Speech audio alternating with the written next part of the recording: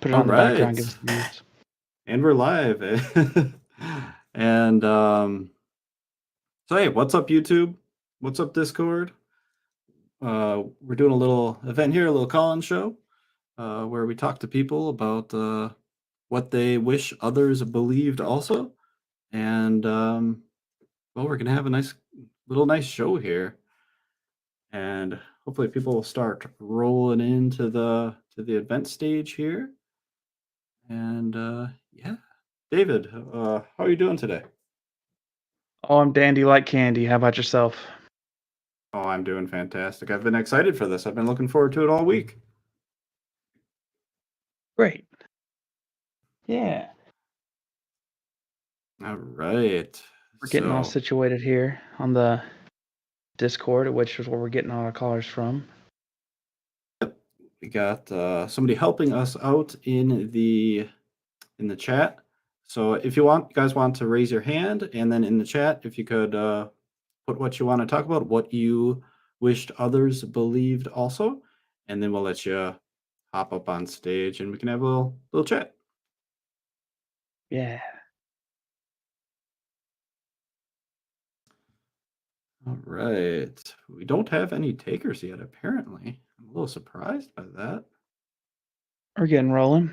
So, why don't you tell me about your experience on the last call-in show? How did you how would you rate trying to do street epistemology to a crowd?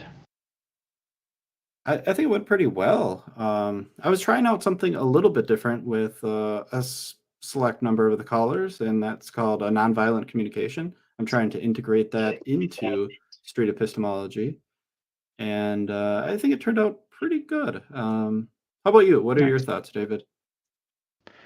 I really enjoyed it. I like the way that it's kind of low key. Everybody is just we're talking about things instead of like trying to show each other up or whatnot. And that was some really interesting conversations and topics from last week.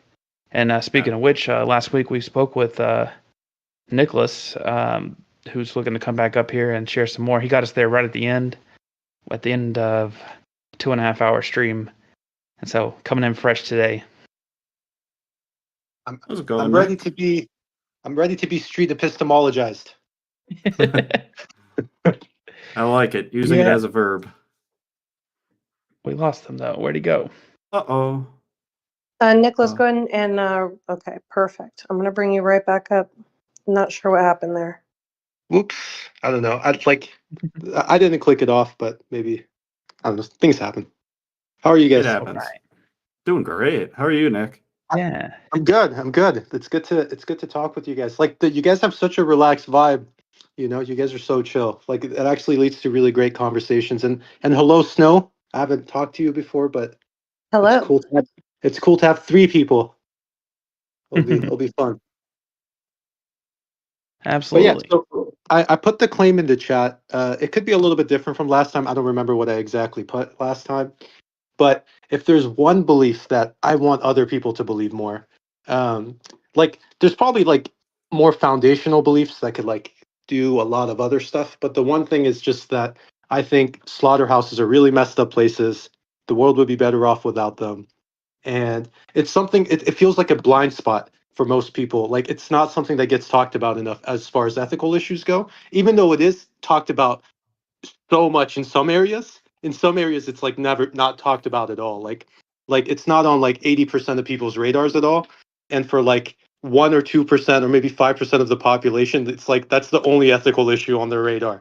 Yeah. So it's like it's something that I think would be very like cool if other people had it on their radar as well.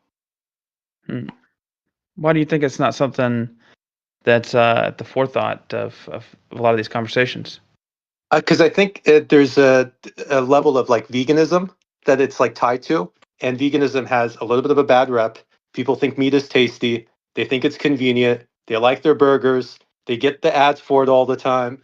There's like been thousands of years of like history, just like of like the culture that we've had. So a lot of the people's cultures around it are have a lot of dishes that have meat products in it, and it's hard for people to go against their culture. And those are the reasons.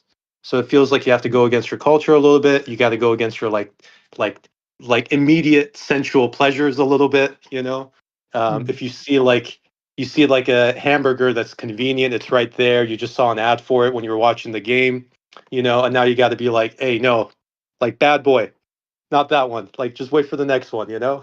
Like Mm. go farther and get the other thing that wasn't advertised, you know. So I think those are the couple reasons people think it's a little bit harder. It's that's my opinion on it, you know. I don't think it's because people are bad. I think most people, they hate things that are seen in the slaughterhouse. You know, like if they watch footages of it, they're like, "That's super fucked up." Excuse my language. Like I'll try to speak a little cleaner. My bad on the language. They'll think that's like really unpleasant to see things like that, and then they'll but there isn't as much consideration given, and those are the reasons I think. But I don't know. Why do you guys think that it's not as considered? Hmm. Mm. Good question. I think you might be onto something. I think I agree with you for the most part. I think Mhm. I think there's probably a degree of ignorance upon slaughterhouses.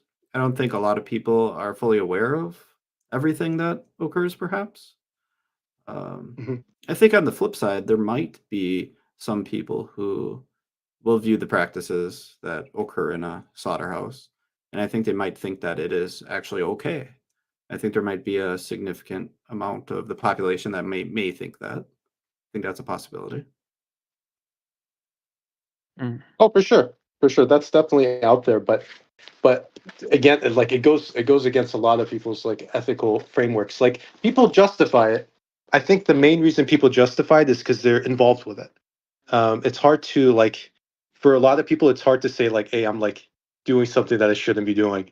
You know, I think if they're a little bit more distant from it, if it was something they weren't engaging in themselves, it's a little bit easier to like have like a, hey, is that positive or negative? You know, it's easier for us to like, um, I don't know, let's say like if you're not a golfer, it's easier for you to evaluate whether golf is like ethical or not ethical behavior than if you're Mm. like a golfer yourself and you like love it. Mm. You know, Yeah. like it's like your favorite thing, and then it's like it's kind of, it becomes a little bit harder to have that assessment. Earlier But I you agree with you. mentioned. No, go ahead. Like there are people that for sure like that they think everything that happens in there is okay. I mean, there's definitely people that think animals only have instrumental value. They don't have inherent value. There are people that like they're essentially view them as resources, like they view a gold mine, or like a quarry for like getting stone or whatever. They just view animals as like purely a resource. They don't think they have any inherent rights whatsoever. Um, they've totally turned them into objects. There are people that even think like animal abuse is okay. Like it could be even positive. Like they get like pleasure out of animals being harmed. You know, I mean, people there's definitely some, you know, and some people that just get off on like, you know, like just hurting animals. You know, Mm. so yeah, those Maybe things we could exist too. maybe we should could shift gears and talk about the methods and reasons that you've come to the conclusion that you have come to, which I think that was slaughterhouses should be eliminated, like not be a thing anymore. Is that kind of what I was hearing? Yeah, yeah. Okay, cool. And this will probably kind of overlap a little bit with what we talked about last time, but just for everybody who's watching now instead of last time, how did you arrive at this conclusion? Yeah, so it's gonna be a little repetitive from the last time Hmm. because my reasons for it is the same, hasn't changed, and same with my experiences that led to it. The For me, I thought I could. I initially became vegetarian when I was a teenager. It was around when I think when I was 15, 16. My friend told me to look into the like he became vegetarian for religious reasons. He was Sikh, and I asked him like, "Hey, why are you doing that?" And he just said like, "Hey, look into it." And he was one of my best friends. I looked into it, and I thought I could justify animal consumption if humans benefited from it. If it was like human versus animals, I thought I could justify it, and that was like the my thought process. And then I learned about what's called the trophic level effect, which is that every single time you move up the food chain, there's a significant energy loss.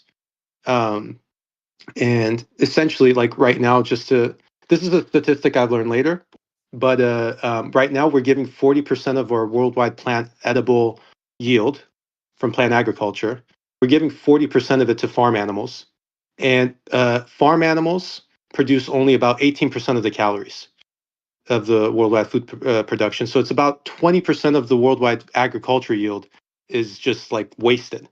So it's one of the most significant parts of food waste in the world, if not the most significant part of food waste, is because we feed edible plant foods to animals, and then we eat those animals. We eat their calories that's been filtered through them. And so when I learned about this fact, and like I previously learned about the trophic level effect in middle school science class. So like I thought it was a well-established principle. I just never applied it to this ethical issue. And I never even considered the ethical issue at all. And that's when I became vegetarian, was when I was thinking about it and I realized like it's not an animal versus humans. It's humans and animals versus my own like desire to eat Philly cheesesteaks. And I was outside of a Philly cheesesteak shop, when I was like thinking of that like choice. I was like just sitting there, like processing this after school. And so that's why I became vegetarian, and I became vegan about a decade later, when I learned about what happens to baby chicks that are male in the egg industry. I don't know if you guys are familiar with it. If you guys are familiar with it, I won't like explain it.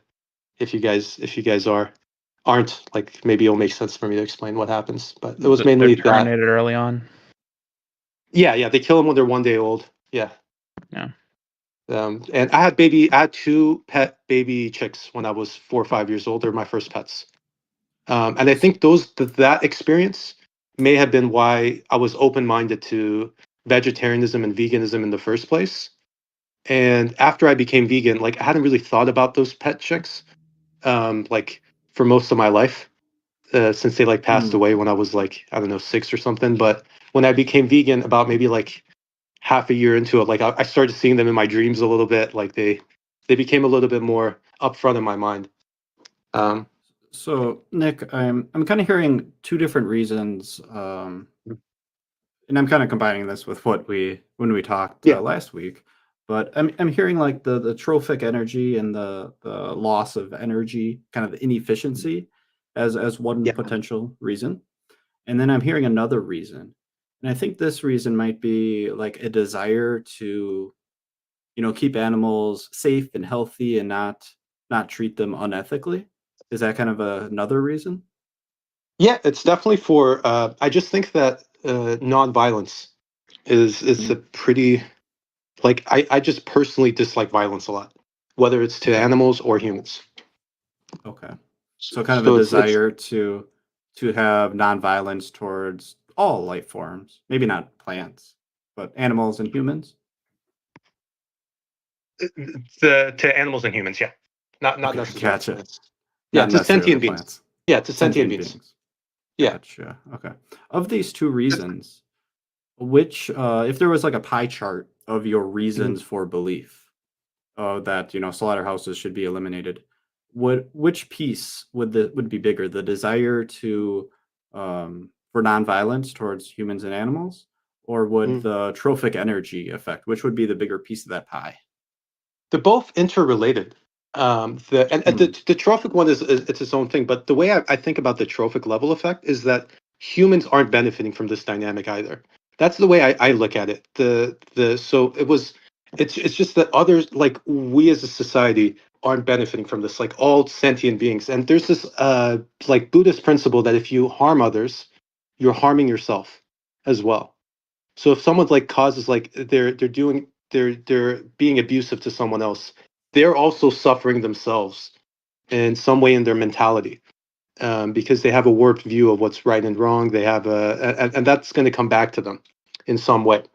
And I think that applies to animal consumption as well. It's the number one form of violence. It's the most normalized form of violence. I personally went to school I studied political science, and all I was reading about was violence, essentially. Like it was about this war happened here, that war happened here for this and that reason, and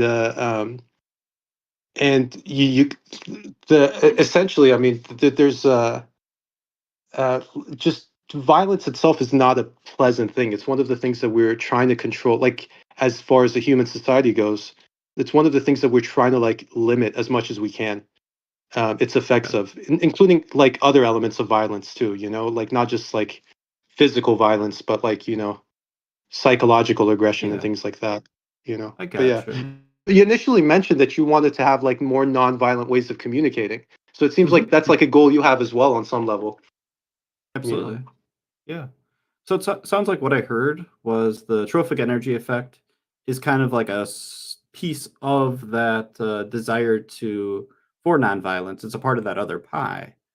Yeah. So it sounds like the main reason is this desire to, um, not harm other sentient beings. And then I Mhm. wrote down something. You said like there was this Buddhist concept: if you harm others, you harm yourself. Is this something that's really important to you? Do you really value that? Is that No, I mean, important like, to us? it's just a way of thinking about it. It's not too deep Okay. of a belief. I'm not a Buddhist, but I just find it like a useful way of like thinking about it. It's just that our like when we start justifying, okay, it's okay for us to like like be violent to animals because we want to eat them, like that could like lead to like other justifications that could have like harmful effects later on. Like I think it weakens someone's moral code on some level. That's a good one to street epistemology me on. You know. If you guys want to go on that one, Maybe is next week on that one.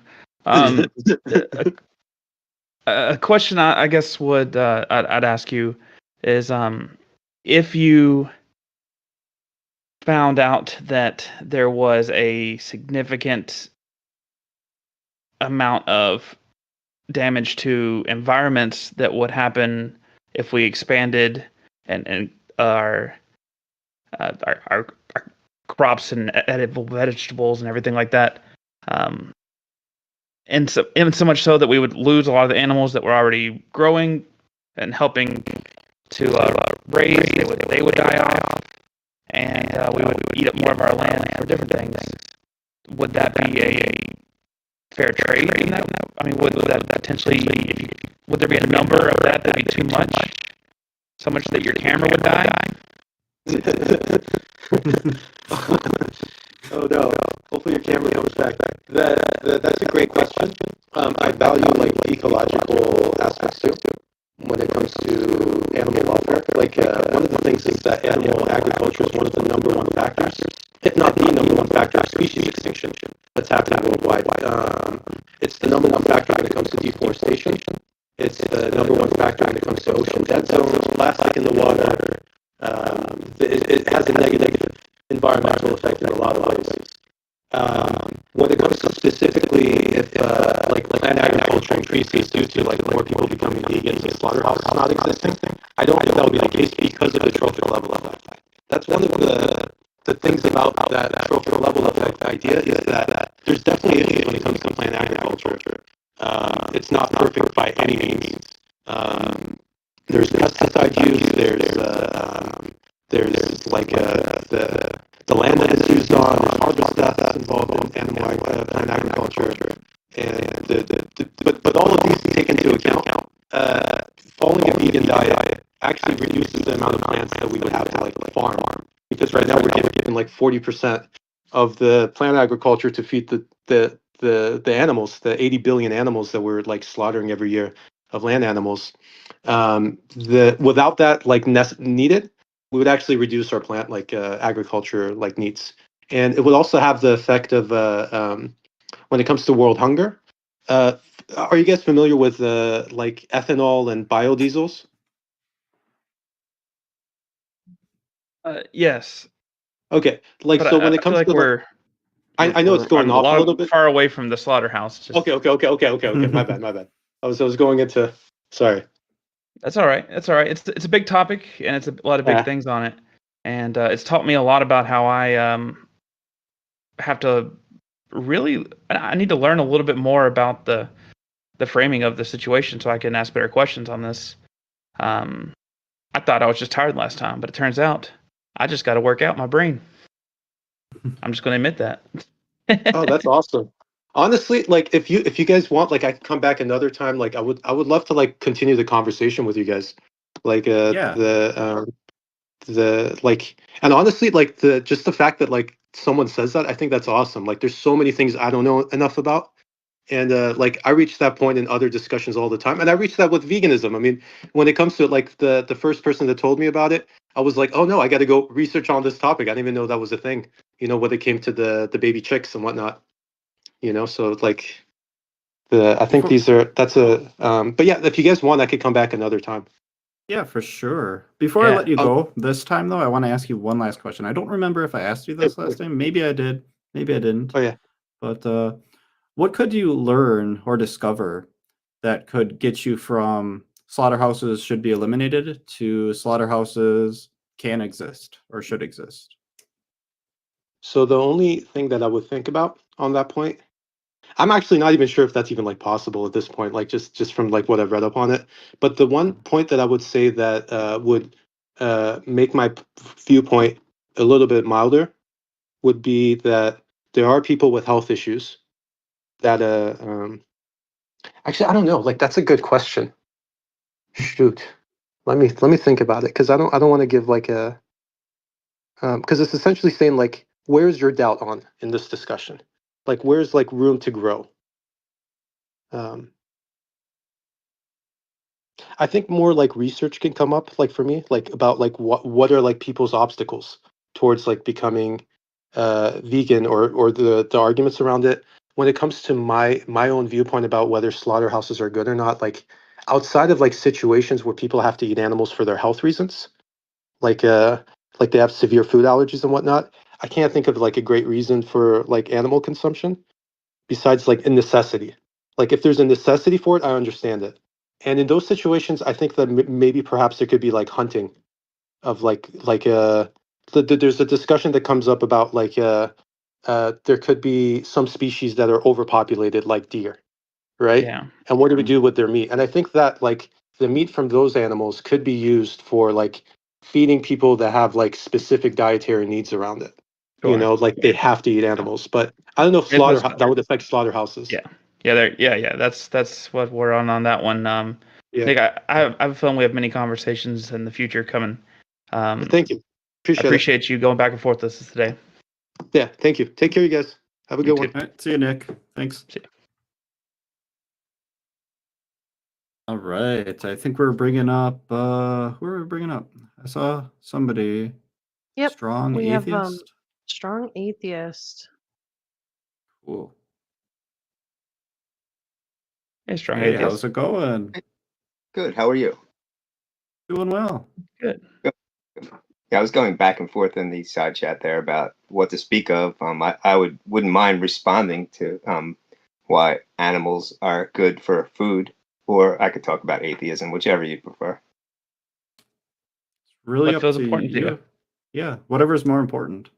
Okay, I'll just then, I'll start with the former, and then we can go to the latter if there's time, if you want to. But it's up to you, whatever you guys want. I just wanted to respond that these animals that we eat mostly are bred specifically for us to eat. If we stopped eating them, they wouldn't exist in the first place. So it's like they either get a short life or no life. It's not like these animals get to just have a pleasant life in the field and we're depriving them from that. They're specifically bred for us to eat for the most part. And that's the main thing that I just wanted to get at. We can go on to atheism if you prefer, but these people who are vegans and vegetarians believe they're actually saving animals, but they're preventing animals from having a short life. They're specifically bred for us to eat. Okay. What do you Go ahead. what do you think Nick's response to what you've just said would be? I'm not sure. I kind of asked in the side chat if I could debate, but they said this wasn't the format for that. Right. But I was ready to.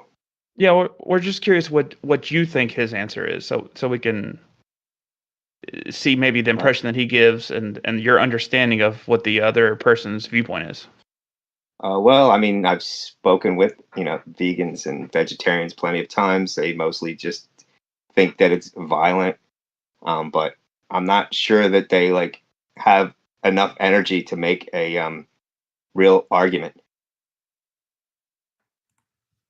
what would you say there's like still man their position? What would you say the best case that seems to be the most internally consistent?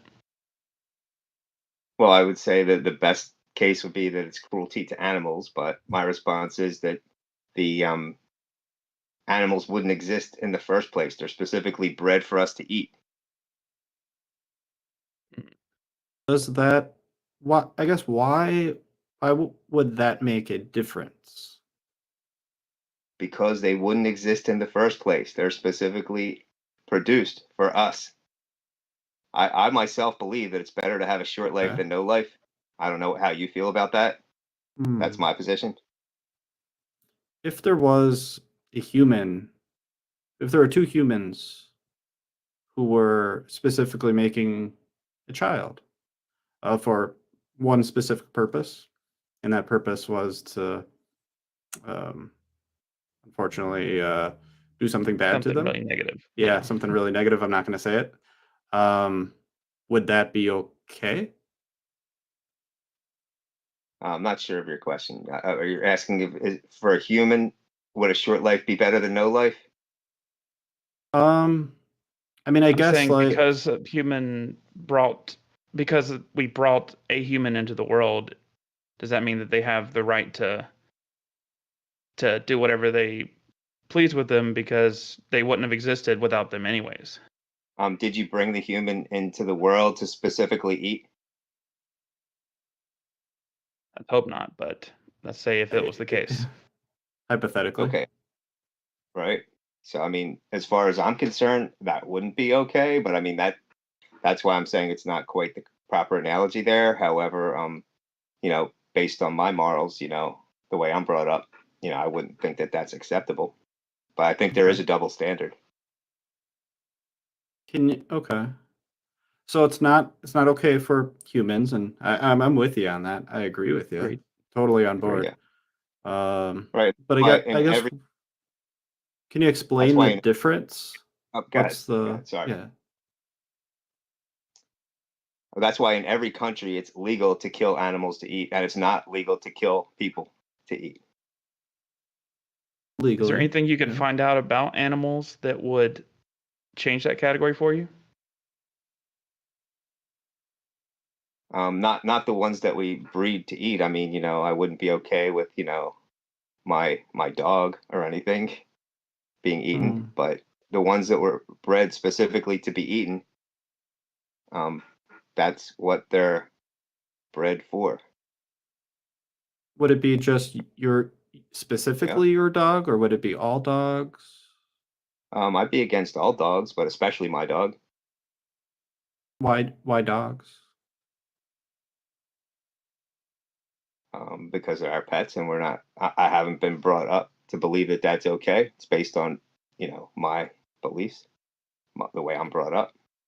If there was a breeder who was breeding dogs just for the meat, would that be okay? Not in my opinion, but I do believe there are some, like in other countries. Hmm. The what? Why the discrepancy? I'm trying to understand. I want to understand your perspective here. What's the? Is it just because dogs can be used as a pet? Is that what you said? No, it's based on the way I was brought up, my childhood indoctrination, that it's okay to eat, cows, chickens, pigs, turkeys, um, seafood. All these things are good. Dogs, cats, they're our pets. Not acceptable. Plenty of other animals that I wouldn't want to eat. I want to make sure I heard you correctly. Did you say your indoctrination? Is that what I heard? Yeah, my childhood indoctrination, sure. What I was brought up to think is right and Okay. wrong, and correct or not correct. Is is that a good way? Like childhood indoctrination, is that a reliable way to determine what is true?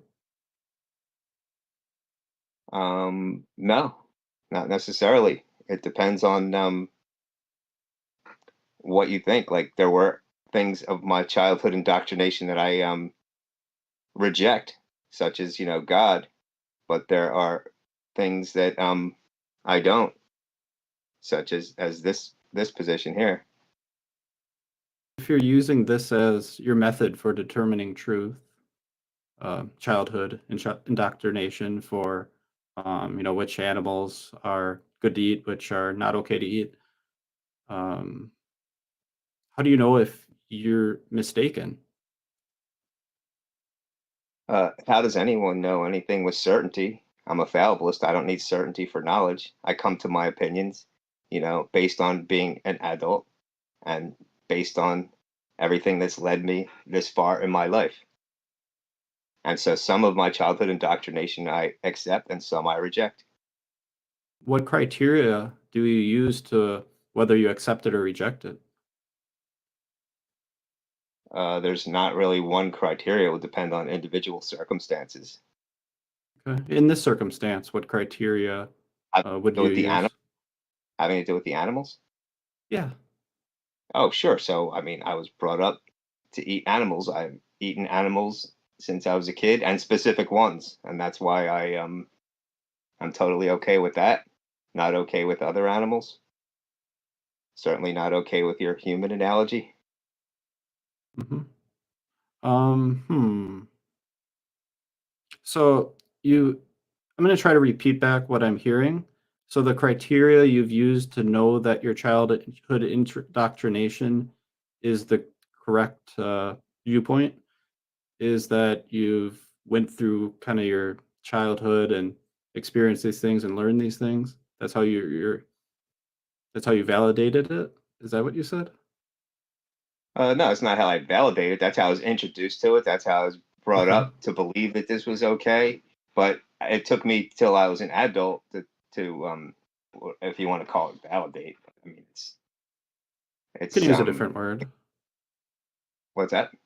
We can use a different word. Really what I'm asking is how if different childhood indoctrination, some of them can be true, some of them can be false. I'm just wondering specifically with this animal thing like dogs versus cows or pigs. I'm just wondering if childhood indoctrination isn't a reliable method of determining truth. How do you know that in this case it's a reliable way to know what's true about these animals? Oh, sure. I'm not claiming that that is a reliable way of truth. I'm just telling you Oh, what okay. led me to my belief. Yeah, I wouldn't say that's the case. It just has to do with my values, and as an adult, these values that I was, presented with as a child, I held on to and, accepted as an adult. Other indoctrinations, such as the belief in God, I didn't. I rejected that. Okay. With regards to these values, why choose one over the other? Why choose to accept one and why reject one?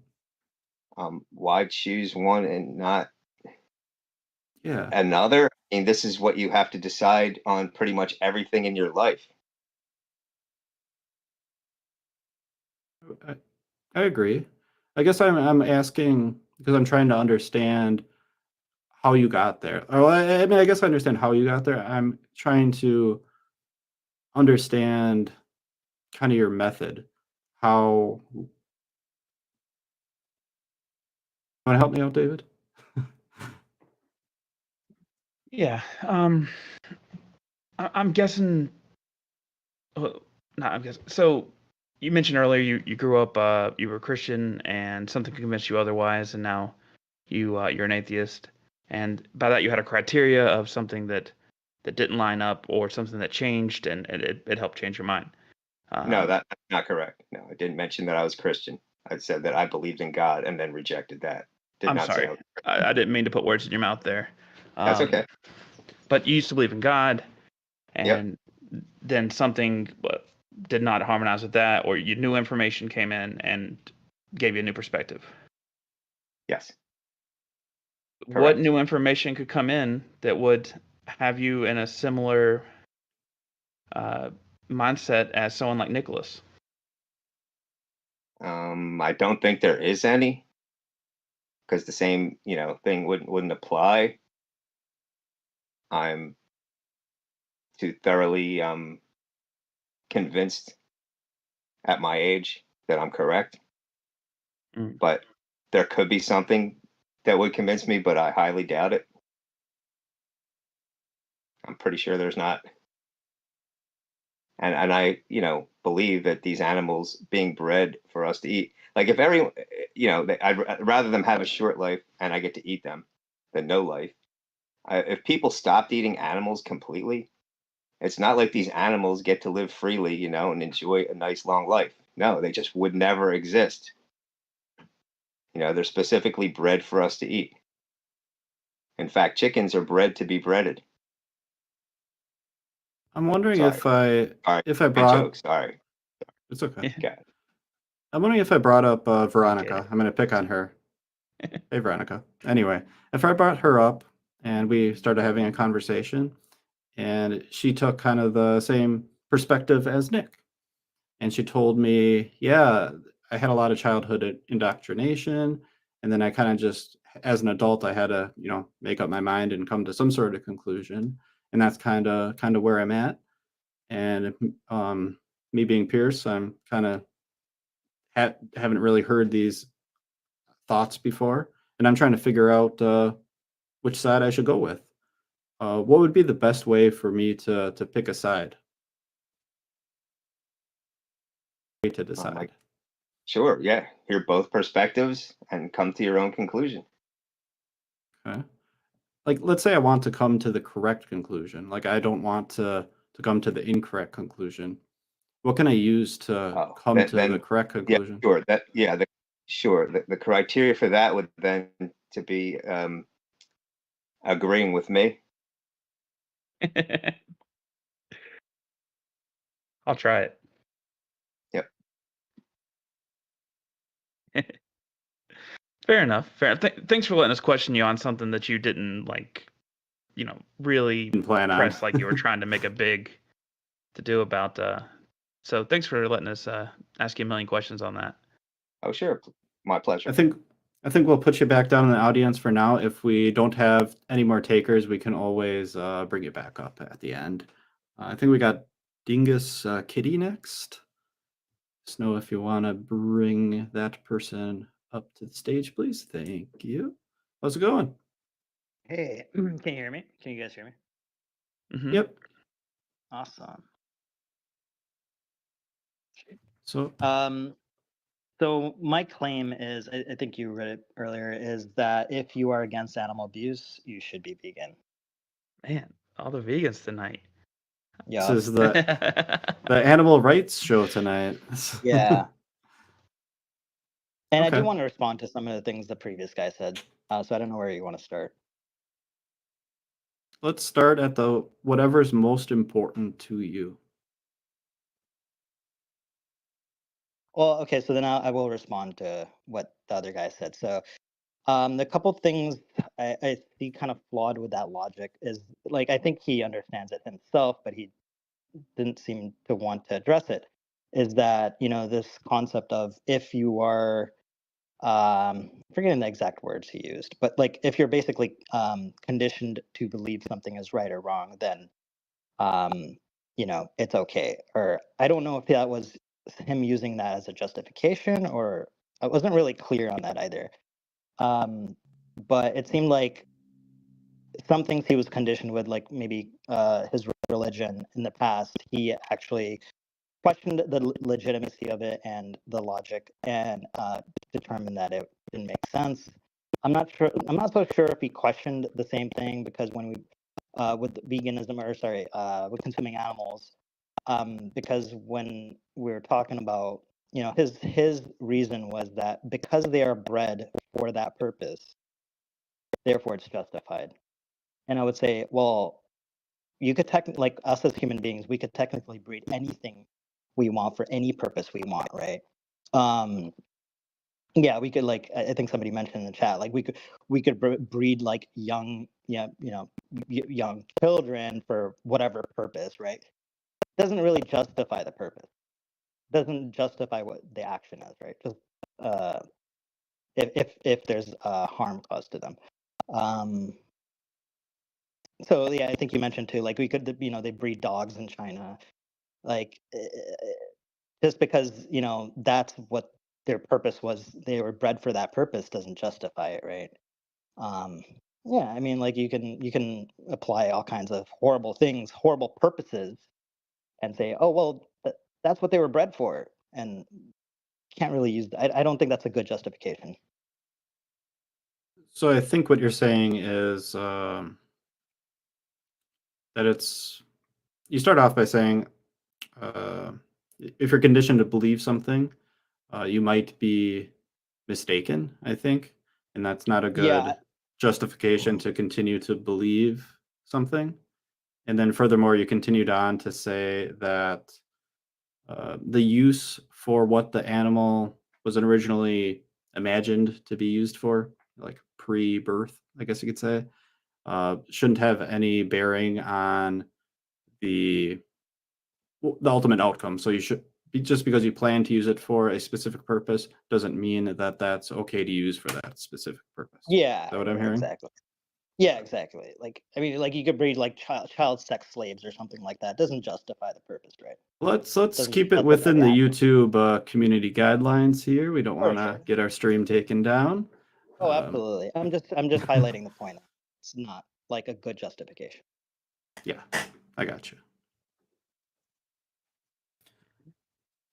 Because some people have a harder time acknowledging like non-human animals, so sometimes I have to bring it back to human animals and show like a different a different context for that application, I guess you could say.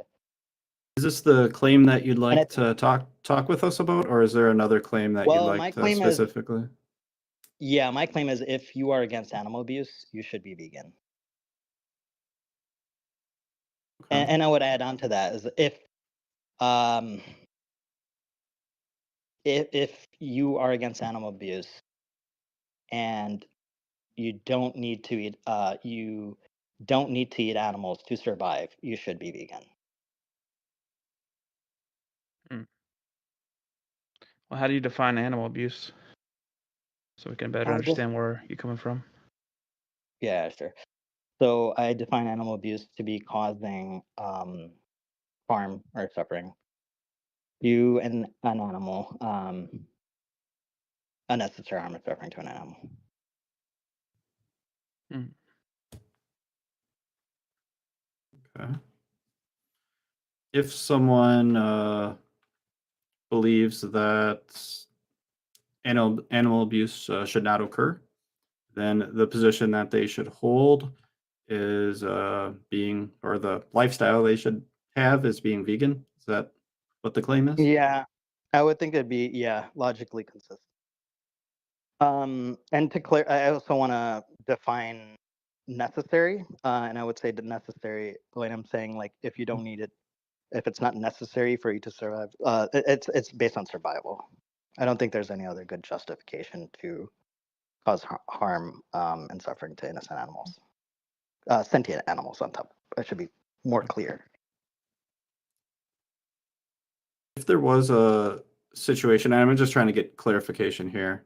If there was a situation where an animal could be consumed without harming them, would that animal abuse could a person be non-vegan and still be against animal abuse? Is that possible?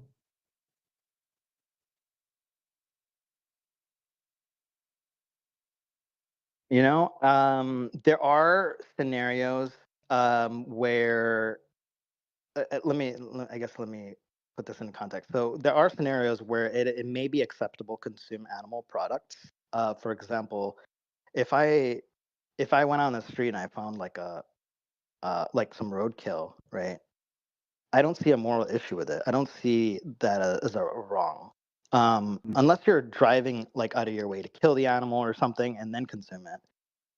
Uh, if you're not taking the life away from the animal and like there's an animal there like already killed and stuff, I wouldn't see that as a like a moral issue Okay. because at that So point, the animal's already dead. You're not stealing the life of that animal. maybe that wouldn't fall under the umbrella of veganism anyway. The Yes, roadkill? exactly. Okay. Okay. Exactly. Gotcha. It would be That's kind of weird. It would be kind of odd. It would be kind of gross, but it wouldn't be like a moral issue. And that's what veganism is. It's a moral philosophy, right?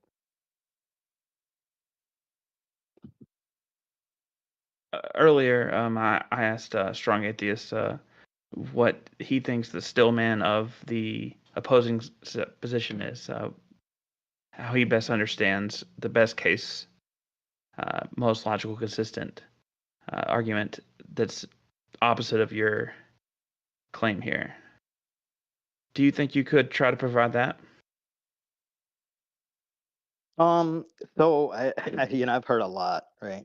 A lot of opposing views, and I think basically the one I can't really argue with is I don't care, right? So if somebody doesn't care about animal abuse, if somebody doesn't really care about animals, right? Well, There's sure. nothing. But maybe Yeah. is there something down the other side that you could say, well, these people seem reasonable, but I still disagree. I really haven't heard a good justification. I've yet to hear, which is why I'm vegan, right? Because I haven't really, I was on the other side. I wasn't like raised vegan or something. I was not vegan for most of my life. And I used to say all these excuses that, most people say to justify killing and, consuming animals. But I realized there was no good justification, which is why I became vegan. Hmm. Is there anything that you could find out about animals or eating or life in general that could change your opinion? Sorry, what was the second thing? Find out about animals, or what was the second thing? Is there anything you could find out that would change your mind? Is there something that, if this was the case, then you would have a different claim about this?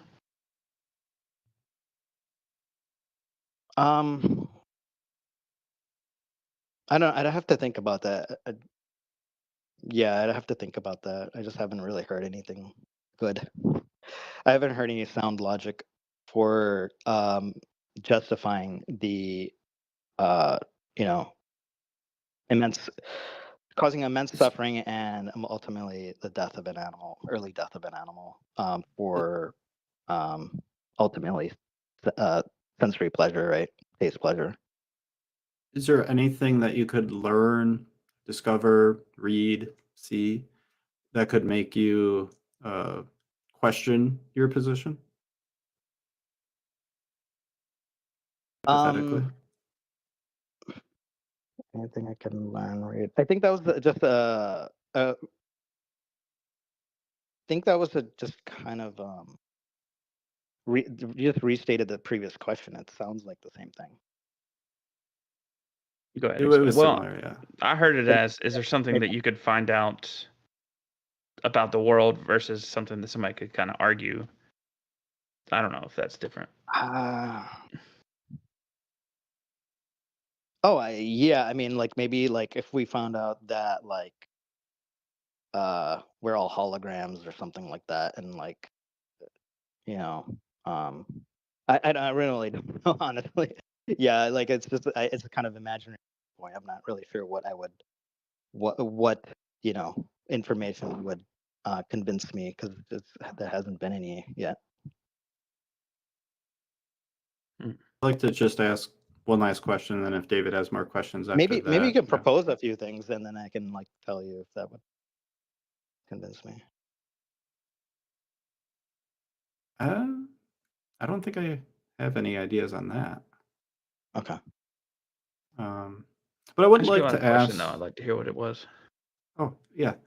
I'm wondering is there a desire or a need or something that drives you to this belief, like something internal?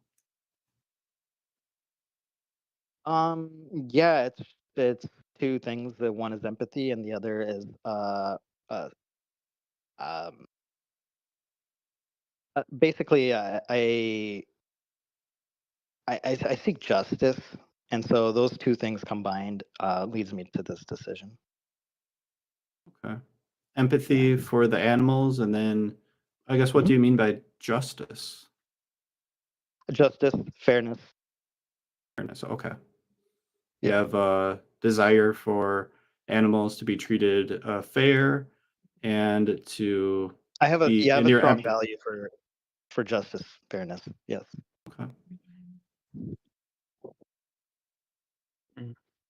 If someone doesn't have that desire or that value, and their position is the opposite of yours, is that something that a position that they should hold?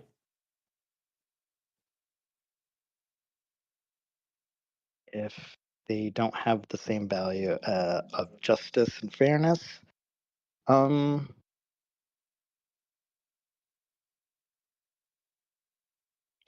I have to think about that. I'm not sure, but Fair enough. I would say that even like for example, right? Like I mean, there are people that may not hold that value, but we still would want them to. We would still want them to not cause, unnecessary harm. Like so we could. It's hard for people to always to think of animals because kind of categorize them into different. Um, so like if for humans, right? We obviously there's some people that don't have that value of fairness and justice, right? But yet we still want for other humans to behave in a way that doesn't cause like additional harm or suffering to other humans, right? And so I would still, I would still want to apply that even to those people that don't have that value of fairness and justice. But I think also the fairness and justice comes from empathy, from my empathy, which most people do have. Mm. Should we have empathy towards animals? I would think so. I would hope so. Understandable. Yeah, why should we I have? do understand that. To go a little further into that, I think that some people, I think empathy can also be modified. Um, so what I mean by that is that, like in some cultures, we empathize with certain creatures. In some other cultures, we empathize with, like for example, here like we empathize with the humans, cats, and dogs, right? And then I feel like just like the other person said, we've been conditioned not to empathize with cows, pigs, and chickens, right? And I think that originally the empathy was there, but over time, due to our societal conditioning, we've been taught to just kind of be desensitized to that empathy, even though we like recognize that there's some sort of wrongness there. Like some people recognize that there's some sort of wrongness. I know I did when I still like, um, Okay. but we try not to acknowledge it. We just kind of push it out of our mind, and we're like desensitized to it, right? As opposed to like in comparison to like dogs and cats in this country. So we have a higher level of empathy and compassion for these other animals. Okay. And I think that's also due to societal conditioning, like in maybe for Yeah. example in like I got some other uh, countries. I gotcha. I gotcha. I think I'm just going to ask this one question. I think we need to go on to the next callers. Sure. Um, what do you think would help people get more empathy? I think exposing. Well, so I believe everything starts with information, right? Everything starts with information, and I think from information you get knowledge. So this is my my plateaus, right? So like information, and with information you get knowledge. With knowledge you become aware. You have awareness, and with awareness you can make conscious decisions. And I think people are lacking the very bottom part of it is the information. And so a lot of people just don't know like what is happening to animals, what like extreme lives of suffering they live, and the standard practices of the industries, which are absolutely horrific. Like, they grind up male chicks in a blender the first day of their life in the egg industry. They essentially well, I don't want to say that, the R word, but they forcibly impregnate cows every year, and they're forced to be pregnant every year, forced to have a baby every year in the dairy industry, and the babies Sure. are snatched away from them.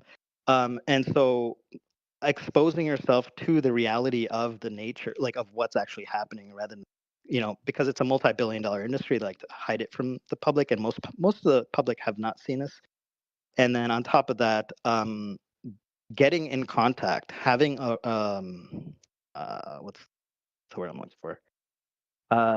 Just interacting with these animals that you consume, right? So the fact is, most people have not interacted with farm animals, and so in their minds, it's much easier to justify all this horrible stuff done to them, because a lot of people think of them as just dumb, stupid animals, and don't realize they have personalities and desires and wants and Sure. families and friends, just like our cats and dogs and other humans, right? Yeah. And so it's More easier to exposure, disconnect. more So it's exposure, more yeah. information. I don't mean to cut you off, but we got people Okay. lined up, and Yeah. I can't stay up 3 hours doing this time. Right My wife will on. kill me. All right, I think we were going to bring up the person with the bunch of T's next. Oh, or that person. That works too. They're already up here. Sorry, they were next in line. So, Okay, that's Tail, are fine. you there? Yep, I'm here. All good. Hey, Tail. Hey, what's up? So, love does not exist. It's a Love fairy does- tale. It's a fake, a sham. What is love? Yeah, baby, don't hurt me. Yeah, I see you shaking your head. Baby, don't hurt me. No, Well, so what is love? Yeah. Well, I think it means a lot of things to different people, but what I'm highlighting here specifically is the trick that people convince other people that they either are loved or will be loved, and they fall for it. These things do not really exist. At the basis of love really is just personal goals, self-interest, which then, then they use this story of love on top of it to convince people that there's something else going on, something magical, something that requires faith. And once you trick people into it, you have a better chance of getting what it is you really want. So it's really goal driven. I mean, love does exist in movies and maybe romance novels. In fiction, that's really where you find it. Are we But- talking specifically about romantic love? We could be talking about romantic love, or we could even be talking about the biological imperative of a parent to love their children. That even doesn't exist. That it's a strategy for self-preservation, for moving the species forward. It's not something you can count on. It's not unconditional, which you'll hear a lot of people use the word love with. Unconditional love. That definitely doesn't exist. Because love does not survive scrutiny. Love can be torn apart very easily. It requires one diminishing one's awareness to maintain itself. You have to ignore certain things about the other person. In fact, that's why they say love is blind. Because you literally stop paying attention to things that you should be paying attention to. And if you had, you might have avoided the exact issues that would have broken your heart in the first place. I'm trying to understand.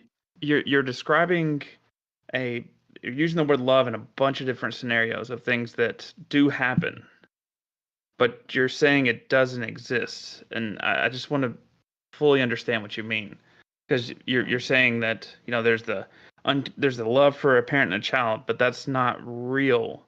But It's biological. But is there something different than just typical? what I'm trying to say is, what are other people describing then? And I'm trying to understand the definition of love in your world here. Well, yeah. So like, how do you want me to address that? Like, where exactly is it that you feel like, where's the gap that I need to fill in? Because you've obviously said to people in your life, "Hey, I love you," right? Oh, I have, yes. Yeah. Okay, great. So And I love conversations like this. okay, great. Yeah, you love conversations like this. So in one way I like to define love is its resonance. It's the way in which we resonate with each other. It's the Mhm. similarities that we have, the similarities that we find. But this is my point. Love does not survive scrutiny.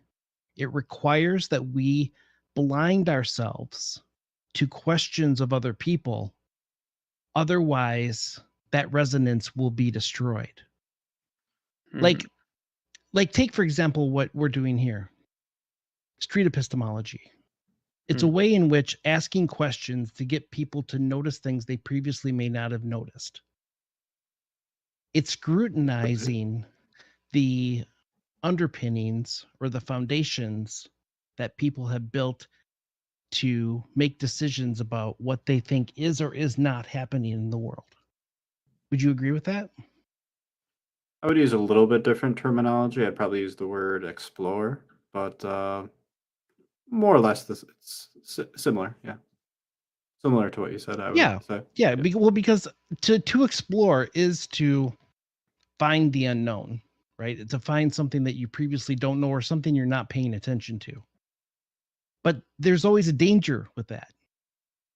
There's always a danger because you might find out something that will go against what you thought you knew or what you thought was.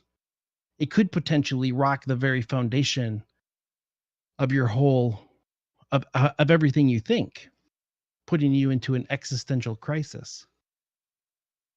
I suppose that's possible.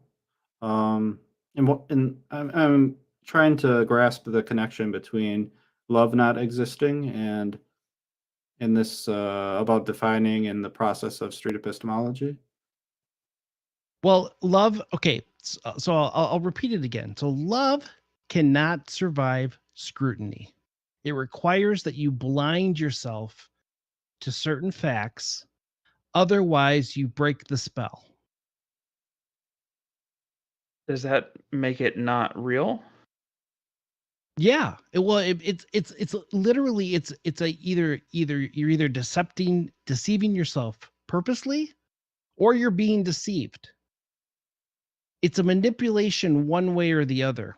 The connection to street epistemology is what I made before, is the scrutiny. You say exploration.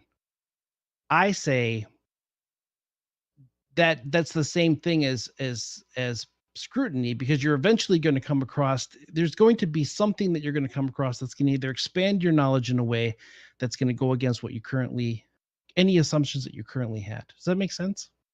I think let me try to repeat back what I'm hearing because I'm not sure if I got it or not, but maybe I do. So I think like you're saying like you have this belief and you're kind of like comparing that to love. So like you have this belief and you're really confident that this belief is true. You're like, go team, right? And that's kind of like love. And then you go through street epistemology and you might explore beliefs with someone. And then at the other end of that, you might be like, oh no, no longer go team. We're cheering for the other team now. We're cheering for the other team. And it's like, well, that wasn't a true belief because like you changed your mind. So um, it's like you fell out of love, but then was that love really true? Is that kind of what you're saying? Well, yeah. I mean, correct me if I'm wrong, but don't you agree that through street epistemology, you are always putting the person in danger of poking at their belief systems, right? Yeah. Because if you I think kick so. at the legs of a table and one of the legs goes, there's a probability that that table might fall over. like with street epistemology, people can change their minds and come out of it on the other end, coming to a different conclusion than they previously had. Yeah, I would agree with Yeah. you. It Yeah. would probably be less of a kick out and more of a, all right, see, this is a wobbly leg. You if you put more pressure on this, it's going to fall. Well, yeah, take a look at the first caller you had. There was actually a point where you asked them a question where I heard them go, "Ooh, I got to think about this." That they didn't have enough information, or they were starting to pay attention to something they previously were not paying attention to, that caused them a problem. So my point, the reason why I say love is not real is because it either requires you purposely deceiving yourself or being manipulated, which may or may not be your fault. I'm not putting any onus on that. I'm just saying there is a manipulative aspect to love that shows it's truly not something that people can it requires faith, basically, right? It requires you believing something without having evidence. Can someone love someone because the other person is fulfilling a need of theirs, a human need? Yeah. So is that love real? Well, that's a great question. If you scrutinize it and it falls apart, was it real? What do you mean by scrutiny? My inclination is that it wasn't. What do you mean by scrutinize? If you scrutinize something, sorry, go ahead. What do you mean by scrutinize? I'm having trouble understanding that. Well, ask questions. Analyze it. Okay. Gather more information. Do you think things like trust or hope are real in the same way or not real in the same way? Or are we using them as essentially attribution errors? Well, yeah. So yeah. I mean, of course, you and I know they. Okay. Let me not make that assumption. Yes, they could be attribution errors. We don't know yet. So to hope is potentially dangerous, but hope is also what can help us get through things. It's when we're sitting at the edge of the unknown and we're trying to figure out what do we do next. Hope is a really, really good thing to have because it's what helps push us forward. Part of the point that I'm making about love is this incessant fact that it requires manipulation to convince other people things that they then have to ignore, because if you were to scrutinize it, it would all fall apart. Like there was a study done where they showed, for example, shows like The Bachelor are the worst way to develop good relationships. A good relationship is better built on not on scrutiny.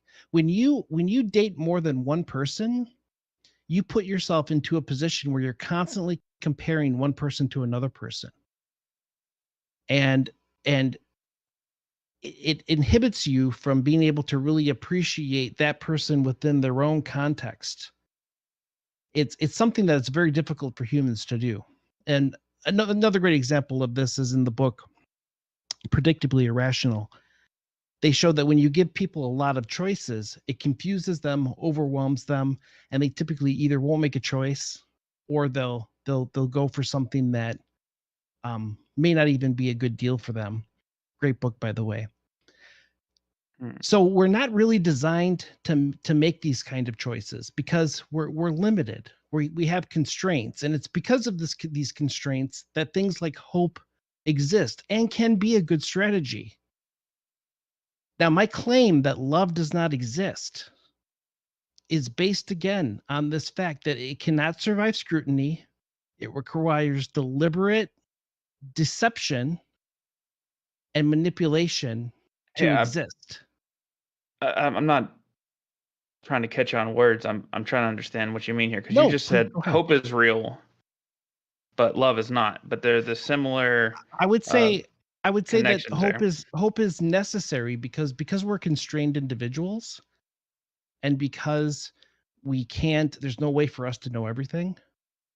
Hope is a good strategy for dealing with the unknown and helping us move forward, because it allows us to imagine new ideas, new Couldn't you worlds, scrutinize things. that and it would stop being real, so to speak? Yes, and not only that, but you must.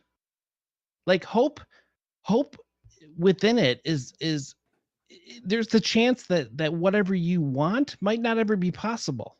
Like I could wish that Pokemon were real, but that may not ever be true. You know what I mean? I'm wondering, Tail,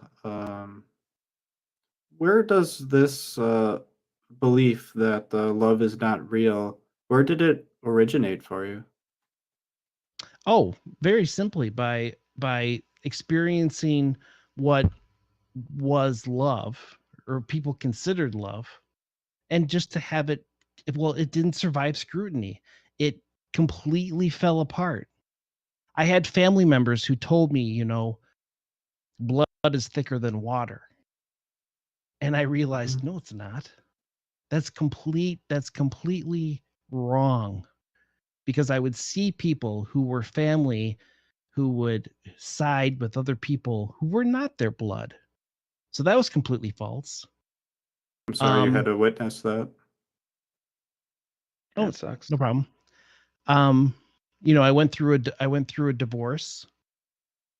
But see, I was already I already kind of knew what like this is why commitment and trying to think of a good word. Commitment to another individual is stronger, can be stronger than love.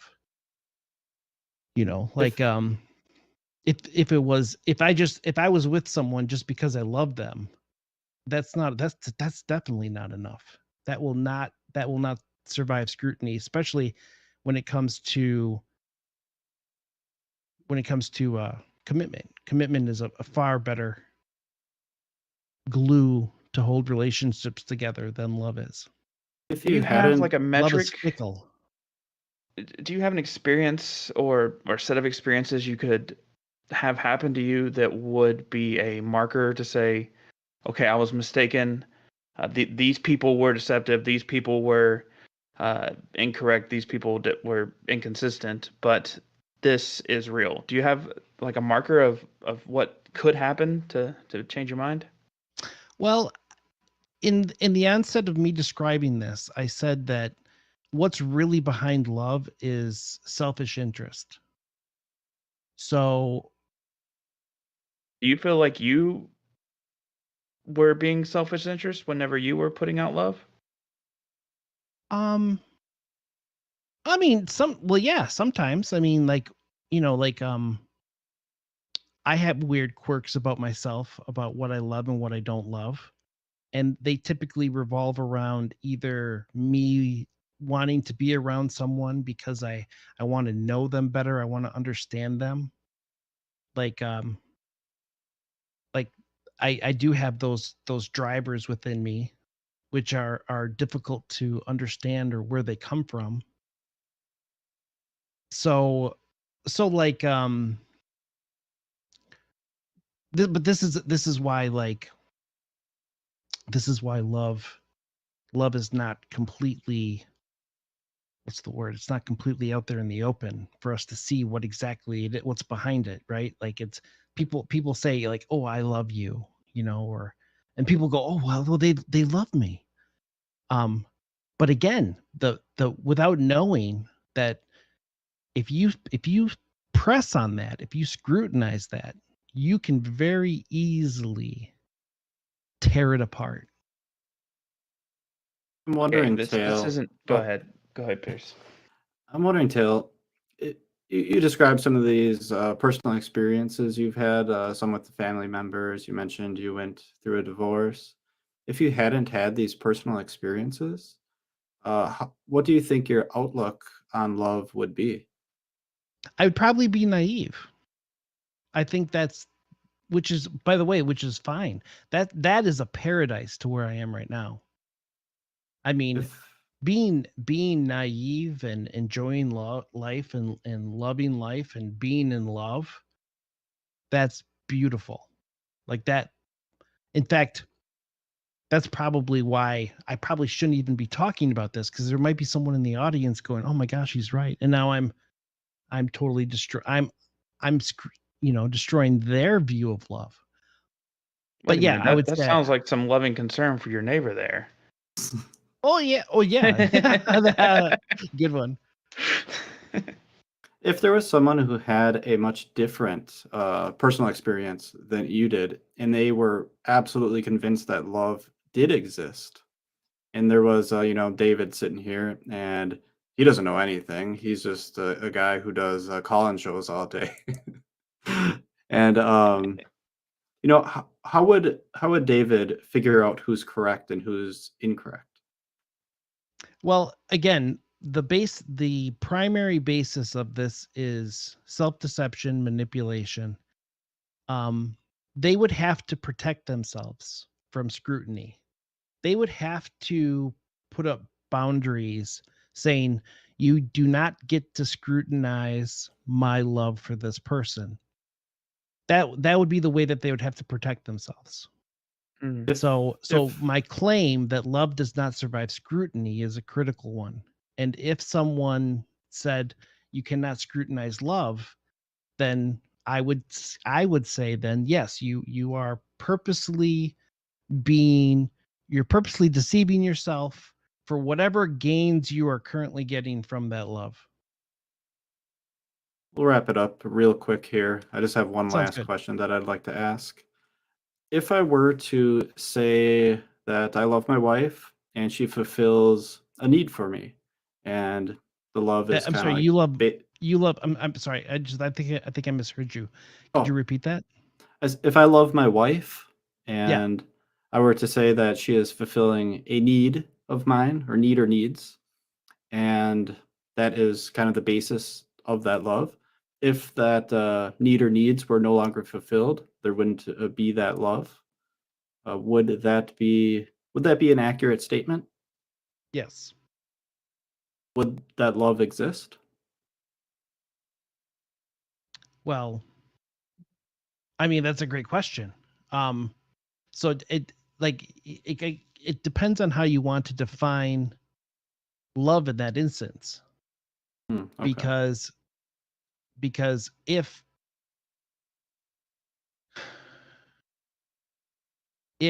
all we're saying is that love is like if there's no difference between the needs that your wife fulfills for you and the needs that hardware Hank fulfills for you down at the hardware store, then Love you that must guy. say that I love hardware Hardware Hank Hank. loves you as well. That guy. Maybe a slightly different kind of love, but maybe. Less interconnected.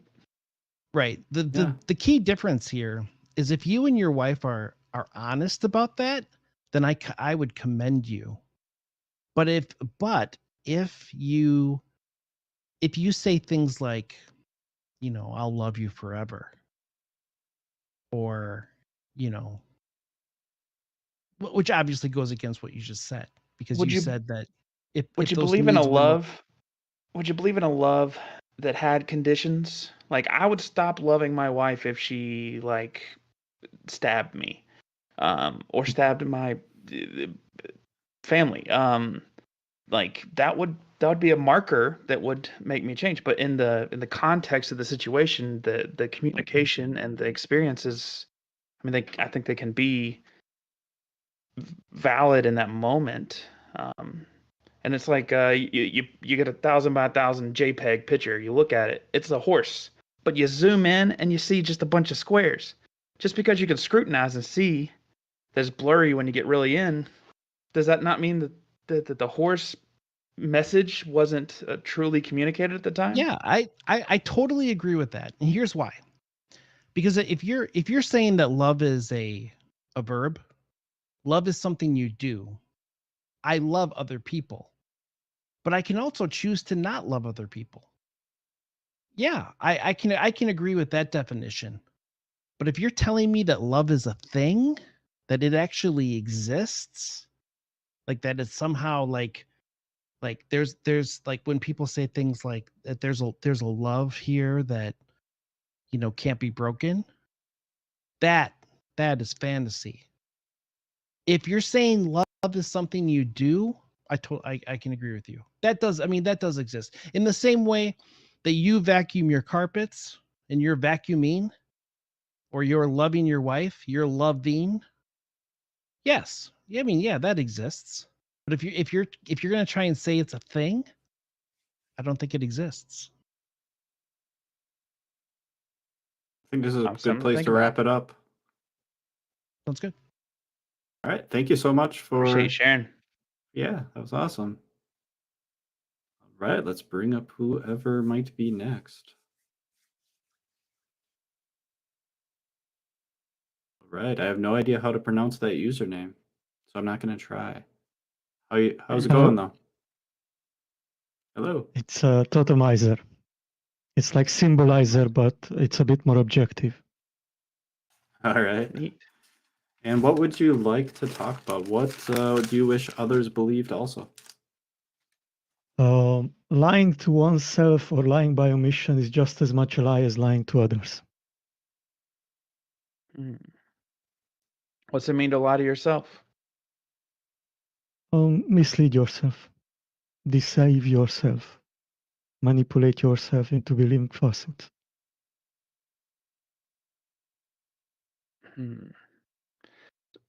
So honestly, this is a difficult conversation to have because it's like a normative claim. It's like saying this it's better or Yes. worse to do this, and it's kind of. Well, we had a few normative claims to get to. I know that's, tonight. and I'm trying to catch myself. My ADHD took a long time to kick in, and realize the fact. But I mean, I'm glad to wrestle with it a little bit here. So you're saying it's just as bad as lying to others. And yes, and maybe I can clarify it a little bit if it's not. I mean, you tell me. Sure. Yeah, let's hear more. So this is coming from me recognizing a pattern lately, where I saw some people consistently lying. A majority of people around them seeing them they are lying, but because their immediate surroundings, the people who were closest to them, defended them and said that, oh no, they actually believe it, or things like that. You probably heard of these patterns. I mean, I can give famous politician names from the UK and the US who everybody knows about, where this pattern fits. It just feels to me that there is this strong societal norm already that you cannot call a liar a person, and this is so harsh that even just say to a single claim that, oh, I think that's a lie, is immediately equated by being the person who made that claim a liar. Like, I already disagree with that. I think we should differentiate between the two, saying that one is a lie and then calling someone a liar is a much harsher claim. But overall, to me, I think we should differentiate between honest mistakes when somebody is not in the position of knowing something and they make maybe a consistent or a confident claim that is just wrong. And then maybe they don't even want to learn, but they are mistaken. That's a different thing. But sometimes people are either were aware, so they made inconsistent claims, or they've been told and they insist, even though they've been told otherwise, that no, that's just, and like I can give examples like, oh, I've always helped my friends, or like, oh, I haven't been drinking for a year now, or things like that, where people do say these things. Why do you think it's important to examine this? Why do you think it's important to not lie to yourself? Well, It would be nice if it wouldn't be abused. Like if this pattern wouldn't exist, like if we couldn't recognize this so widely, then I would be like, yeah, it's fine. But it's I think it's just too much. Where does this belief come from? Right? What I just described. Okay, fair enough. Is there a deeper reasoning behind it? Is there something behind the curtains? How do you mean? Like, I guess is there a value behind it that you hold that supports it? A value? In what sense? Like we were talking earlier about veganism, and one of the values was to have justice, and what was the other one? Empathy for animals, and that was the empathy was kind of like the value that was supporting the not to being against animal abuse. Is there something, a value that is supporting your claim? I don't really believe in these things, to be honest. To me, these are very, like when you make a vague claim that is very general and it should be applicable everywhere, I think it runs into the exact problem that what we heard in the last discussion, that once you try to fit it everywhere, it's going to fall apart. So I don't really believe in, like I believe in very specific situations being questions, but like if you make a vague claim, then you're going to run into problems. So I don't think that I should justify it or that it's always morally good to not lie or something like that. No, I just think that there Yeah. is a pattern in society, and we in the Western world are very adverse of calling people out when they are lying, and this allows sociopaths and psychopaths just to run rampant, and basically anytime they are caught, they just say that, oh no, I actually believe it, and then nobody can do anything. How do you feel when these things occur? Like if someone were to lie, I guess. Well, it's usually doesn't start there, so like I already am frustrated by that time, right? Like when like these things don't usually start at the point when I recognize that somebody is lying. It's usually like there was a longer period of things happening. Gotcha. But eventually you would feel frustrated, it sounds like. I think that's an apt way to describe it. Okay. And what is the cause of that frustration? Or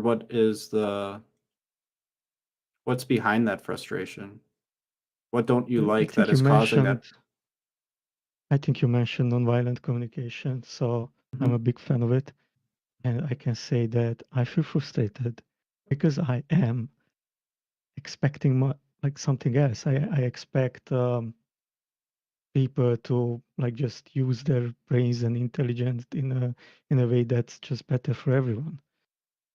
But yeah, so it's both about the people who think that lying is the best and like just wanting to make a competition about everything, and people who are defending them because I guess they are afraid of conflict or whatever else.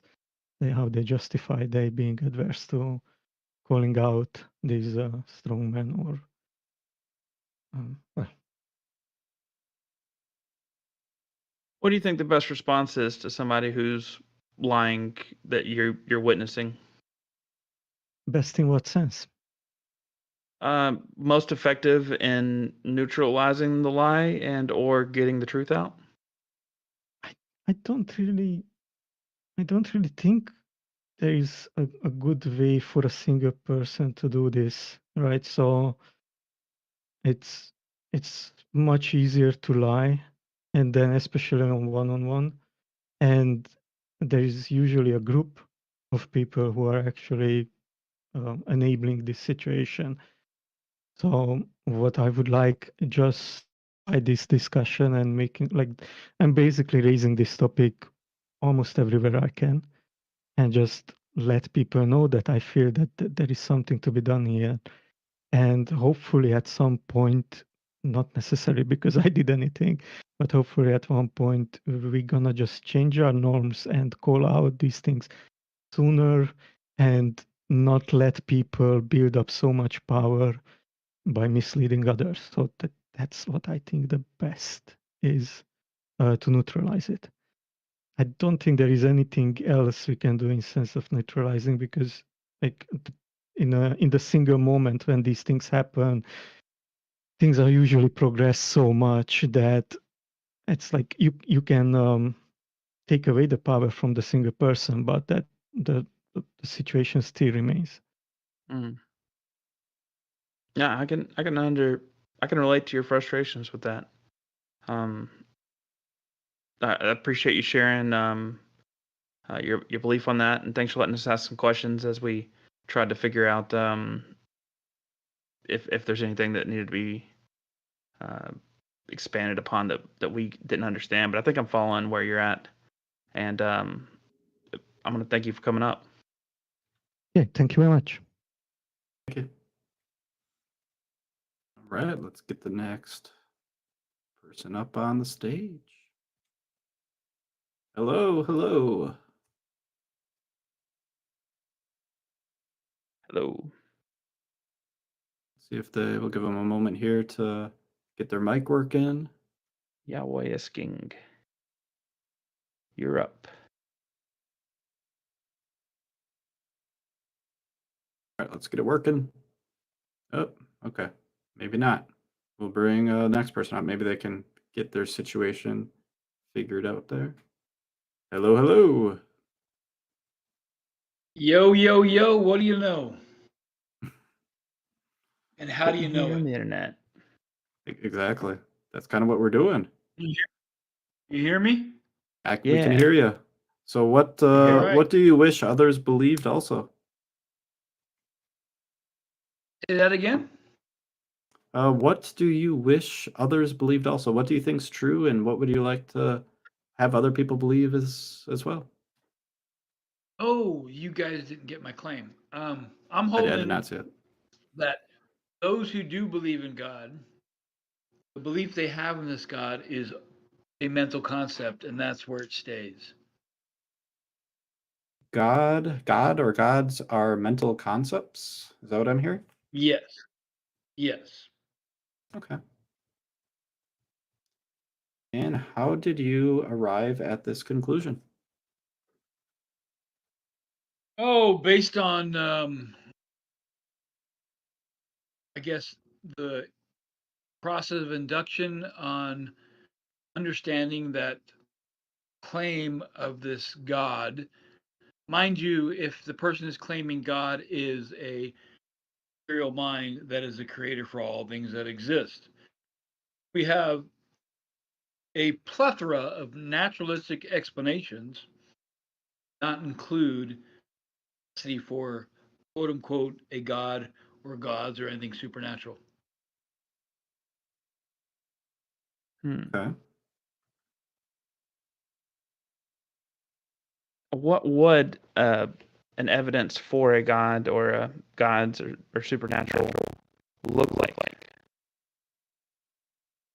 That's a good question. Like to me, see, people may disagree with what I consider supernatural. So when I hear the term supernatural, that's something that's outside our natural realm. We have yet to experience. So if we do have something that we don't quite understand that is actually occurring in our natural realm, claim and understand that we would label that unexplained natural phenomenon. And hopefully we can understand what it is and how it occurred, right? Something that can break the laws of physics, quote unquote, considered supernatural. However, since it occurs in the natural realm, Ergo, it's going to be an unexplained natural phenomenon. Like, for those who claim they have this revelation of God, if this God does exist, why not this God reveal itself to everybody? So why not everybody have this quote unquote personal experience and know that this is the God that exists? That would be something that would convince believers that this God exists. You're asking me? I've sorry, I hesitated for a second. I forgot my question. Yeah, you're asking like what would be a good demonstration for a God existing or supernatural existing, right? Right. Could a God exist and it only be revealed to a limited number of people? I guess so. I mean, I'm nobody to claim 100% certainty in anything, right? So I guess that could be the case. For with things that are said reveals itself to all, right? And those who do not believe in this God, quote, denying the truth, not accepting the truth, right? So this is all based upon scripture written by, once again, human beings, and human beings are fallible. So that is why my claim stands true, because God is a mental concept brought up and put into existence by human beings. Does this apply to all claims of God or just specific ones? Well, the Abrahamic God for one, I guess even God of Islam, the Muslim God, Allah as well. Maybe I'm not. I don't know all the gods, right? Hmm. Maybe see like so like a pantheist, the universe is God, right? Or everything is God. So that would be a different. That's a deity, right? That's not a God that interacts with us on a day to day. This is Okay, referring to the God of the theism world, right? so we're talking about like a personal God, a God that interacts with people. Sure. Yeah. Okay. And would this God have to interact with people, or could this God choose not to interact with people? Is that something that could happen? Yeah. All things are possible. I would agree. Yeah. Sure. Okay. So I think one However, of you. it would follow. It would follow because many people make the claim that they have had an interaction with this God. Hmm. So there's an interaction at some point in time, whether it be one or 10 or 10,000. There's some sort of interaction. Interaction is really based upon personal experience, and that personal experience I would never take away from anybody. However, that personal experience is a concept, and they would have to agree that.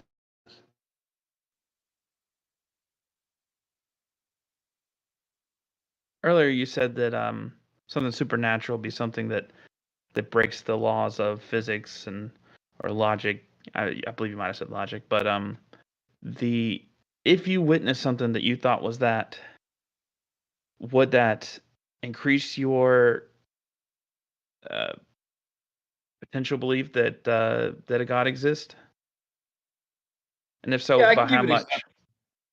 Yeah, so I would go from a non-believer to a believer that a God may exist if and only if this, say, even a person can say, "Hey, look, I've been messaged by this God. This God told me that this person who lost a limb, I have the capability through the power of God regenerate that limb instantly, and that happens before my eyes and everybody else's eyes, or even just before my eyes. Be like a wow moment. So Mm. that would be something that would totally break the laws of physics. That is beyond what we have seen in reality and in the medical field. occur would be something be like, oh, okay, so maybe there is a God. If you never experience anything like that, never witness anything like that, would that be a good indication that a God does not exist? No, I wouldn't say that. The fact that I have yet to have a revelation of a God or witness any quote unquote miracles, it doesn't it doesn't make that there is no God. It just doesn't support the God claims. Okay. What is I mean, your basically, God is. Go ahead. what is PhD, go for it. your how confident are you that this personal God does not exist? 98.9%, I guess. Okay. And what has gotten you to that 98.9%? All the naturalistic explanations for things that we know that exist that we can comport with, right? Okay. The natural explanations. Naturalistic explanations. There's more informative data that we can ascertain that explained through naturalistic explanations, not theologies, not belief systems, basic evidence that we can verify and test. If let's say we have a natural explanation, well, we have a lot of natural explanations for a lot of things. I'm sure you would agree with that. Yeah. Yeah, like I guess how does the natural explanations correlate with the personal God? I don't think they actually do. Then I guess why use that as a reason to believe the personal God doesn't exist? Because the natural God is unnatural. It is something to be claimed to be an immaterial mind outside of space and time. So when people make those assertions, it seems like something that cannot actually exist in reality that we comport with. How can something exist outside of space and time? I don't get that. How can something immaterial act with the material? Is that necessary for a personal God? Well, it's the God that's mostly defined by when I have conversations with theists. Could they be mistaken? Of course, Like about that, yes. about that specifically about that attribute? Yeah. Yes, they certainly can. Yes. Okay. So if they can be mistaken about that attribute, then I guess why be at 98.9%? Well, my high confidence level about the God that I believe, that me personally, I believe no God, that there are no God or gods or anything supernatural, is based upon all of the data that I've ascertained through the naturalistic explanations. Right. Nothing to Okay. lead me to the possibility of something in that endeavor that can exist. That's why I'm highly confident. Yeah. Is there any natural explanation that is like this piece of the natural explanation shows that there isn't a personal God? No, because they don't dive into that. Naturalistic explanations deal with the natural world around us, right? That's the scientific method, right? Right. They don't dive into things that are unnatural, outside of our realm. Let me ask you this. You say you haven't had a personal experience of something supernatural happening, but what if someone that you really, really, really trusted, like I don't know, a spouse, a My daughter. professor, You can use my daughter. You your can use my daughter? daughter. Yeah, Mhm. if your daughter told you that they had a supernatural experience, but they can't provide you the evidence, like a limb growing back, Mhm. where would you be on the scale at that point? The same. I would just honestly tell her, look, you had an experience. That's your experience. I'm denying you had the experience. I don't think it's something that is supernatural. Is there Something anything occurred. that your daughter could tell you that would change your mind in a trust way, like that they experienced maybe, or something about it? Like regarding a personal experience? Yeah, is there any way that you could believe in the supernatural by somebody else's experience, like on trusting on another person?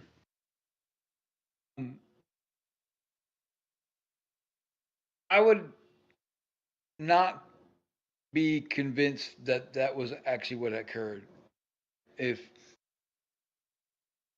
Even if my daughter said that she around somebody who levitated, I would say, yeah, you experienced that, you saw that. It is highly possible it was an illusion. Those things do occur. So it depends, even regardless of what the event may have been, that would be her experience, and it would be a difficult thing to convince me.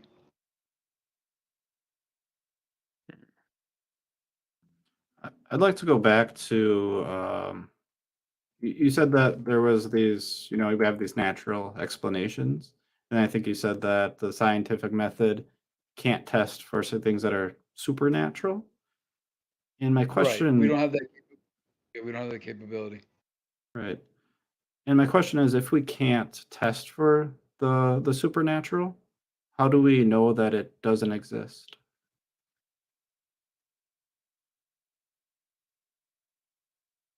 Well, that's a good question. I can honestly say we don't know.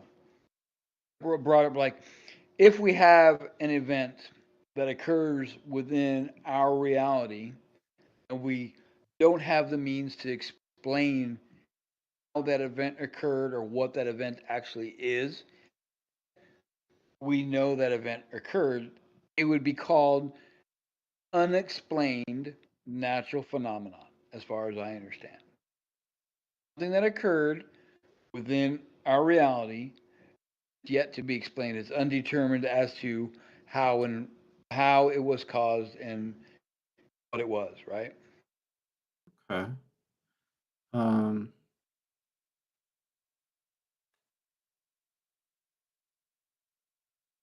if we don't know the cause, and it sounds like we don't really have a good way to test for it, should we be at a 98.9% confidence that the supernatural doesn't exist and that it was a natural explanation?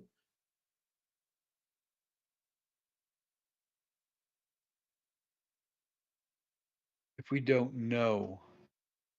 Well, I mean, my confidence level is based on all the information we have for things that we currently comport with, right?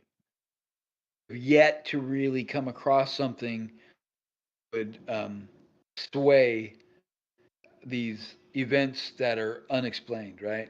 So as of right now, majority of the events that we interact with are explainable through naturalistic explanations, right? The scientific method can explain things. So I guess when and if we have something that occurs, my confidence level would drop. Until then, holding my stance. If somebody had a different claim and it was untestable, we couldn't test to see whether they were correct or incorrect, what do you think that they should say regarding their claim? Where should their confidence be?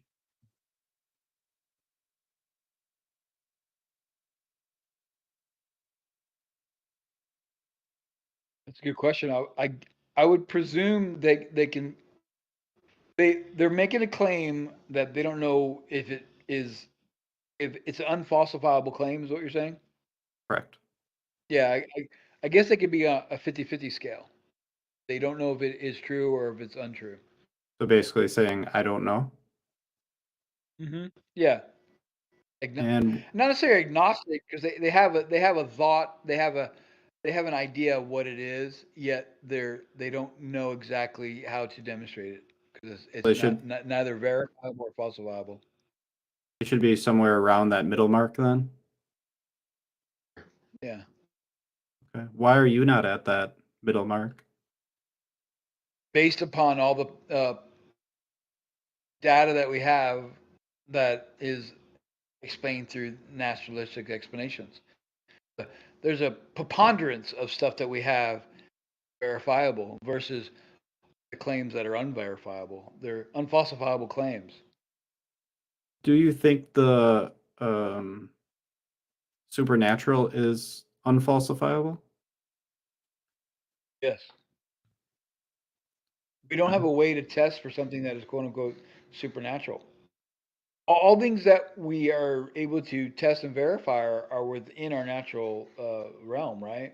So, and that's why I said anything that does occur within our reality is a natural phenomenon. And if it's unexplained, like we don't know how it happened and what it is, it's an unexplained phenomenon, natural phenomenon. Should we be open-minded to uh, I don't know, figuring out ways to determine if something's supernatural?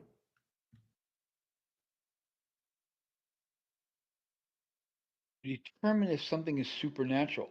Well, see that's so. I think whole thing supernatural. It's things that have yet to occurred, right? Just um, mysteries, uh, Hmm. legends. Uh, they're story tales, they're fables, they're things of mystery. So like if something was to occur, that's why like UFOs. People think UFOs is exactly that. It's an unidentified flying object, right? So it's an unexplained natural phenomenon. People experience this. We have, pictures, we have radar tracings, we have a lot of data that says, look, we see something, exactly what it is, yet it was there. So it's something that was in our natural realm. It's not something what I would call supernatural. Yeah, it's behaving in a manner of that we can't currently do with our technology, like go from, zero elevation to a mile elevation within a blink of an eye. And it has the capability, whatever it was, to do that. And that's not quote unquote supernatural. So this phenomenon, supernatural, is kind of just a big question mark to me. I don't think it actually does exist. Big question mark. Yeah, Big nice question one. mark. Yeah, beautiful. Big question mark. Yeah. All right, we got 5 minutes left on the show here. Cool. I'd like to try to fit one more person in, but thanks for coming up and having a chat. No, yeah, thanks for talking. I appreciate it. Yeah, it was awesome. All right, we'll try to fit one more quick one in.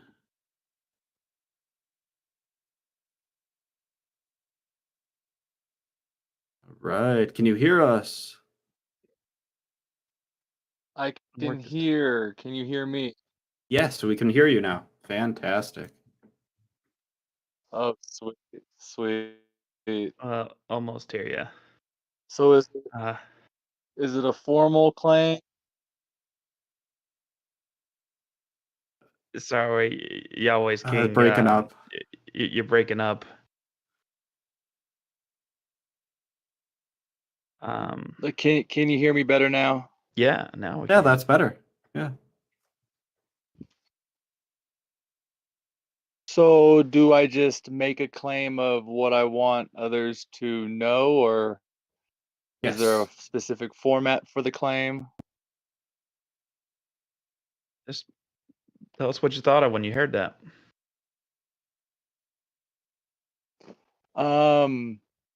So what I would like everybody to know that's in my heart is Elohim in them, and who Elohim is. That's the core of what I want for others to know. Mm. What does that mean? I didn't quite catch that word.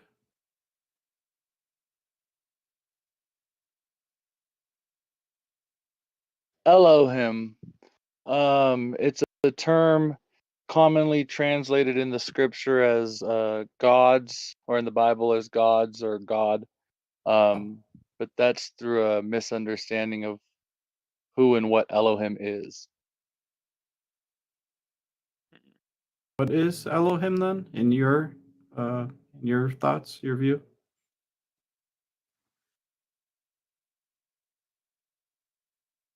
So Elohim is Yahweh. So Yahweh, who is spirit, spirit being the source, substance, limits and bounds of all things.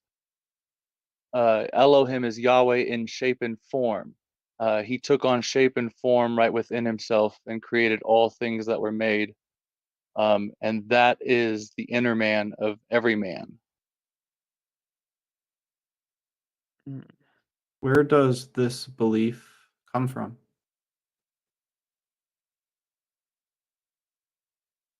This understanding originates from divine vision and revelation given by Yahweh himself. Or, in other words, the only way to understand or know what the Creator has to say about anything is from him himself. Is this how you've How- made this determination?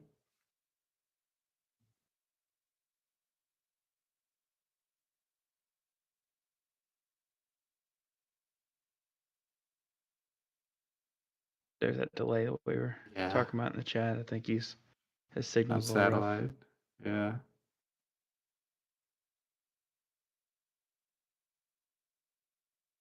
Give him just another second, give it a shot. But we can't hear you. I think his connection might have cut out entirely here, unfortunately. Yeah. That would have been a really fun chat to have. I know. Is it I'd love is to have it that chat. from my origination? No, not from my origination. Hmm. Can you hear us? Any delay? Sorry, I think we have a bit of lag again. Yeah, Yeah. some severe lag there, unfortunately. Let's try again next week because I really want to have this conversation with you. Why don't you send me a DM and I'll let you know where we're at next week, and we'll try to continue this conversation. All right, we are pretty much out of time here then, so I think we'll call it a wrap for the most part. David, you got any last words? A fun one tonight. I like this show because it's like it's not for me to try to argue something, but I learned so much trying to figure out how to understand people's beliefs in these ways.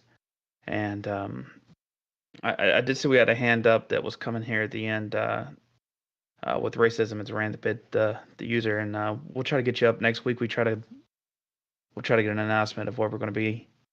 But I'm real grateful for everybody who came out, and Snow for helping run the room, and everything you did, Pierce, production wise. Yep. Actually, is there something I could say real quick? Sure. Absolutely. So, sitting up here and listening to you guys, it was super, super fascinating. I've actually never experienced any kind of street epistemology before. And this was like wonderful. I really enjoyed it and your guys' tactics. And we really, really appreciated having you here in PNR. So, anytime you guys want to come back and do a show, just let us know. Oh, we'll be back. Yeah, absolutely. Yeah, All right. Love This that. was a blast. And fantastic. I'll just give my thoughts real quick. When I Yeah. first started doing street epistemology, I really wanted to dig at people's beliefs, and I really wanted to have them come to really use reliable methods and come to a solid conclusion. And part of me still does want that. I absolutely want to have people use reliable methods and come to conclusions that are as good as accurate as we can possibly be as human beings, right? I still have that desire, but I think there's something else that's really important, at least for me personally, when doing street epistemology. And it's this human connection, speaking with someone and really connecting with them, hearing them out, and building a little bond, even if it's just over the internet, like talking with Nick, for example. We're homies now, right? And it's just something that's really special, and I don't think that should be overlooked as a part of a benefit of doing street epistemology. Yeah. All right. With that being said, I'm going to try out my new catchphrase. Pierce out. All right, roll that outro.